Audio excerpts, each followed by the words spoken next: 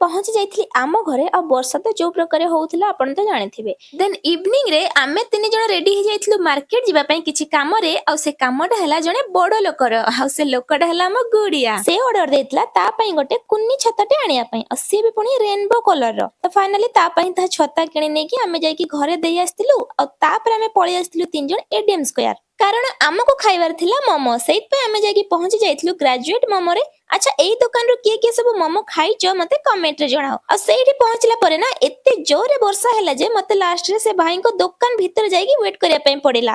तो मो भाई को ऑर्डर देइथिले तीनटा केएफसी मोमो भाई संगे संग बनै कि आनि कि देई दिथिले। आ मोमो खाइ सरिया परे घर पई भी पार्सल नै कि पळे आस्तिले। देन डिनर रे घरे बना हेतला फ्राइड राइस जोरे बहुत टेस्टी थिला। आ डिनर सरिया परे आमे तीन जण पुणी कोन माइंड को आसिला आमे भाबिलु कि चलो राती रे टिके मार्केट आडे बुलिबा माने किछि काम नथिला बस बाइक धरि कि टिके आम एरिया रे टिके राउंड मारिबा कारण वर्षा छड़िला परे मार्केट रो व्यू टिके बहुत सुंदर थाए ना सेत पे हम बाहर जाइथिलु।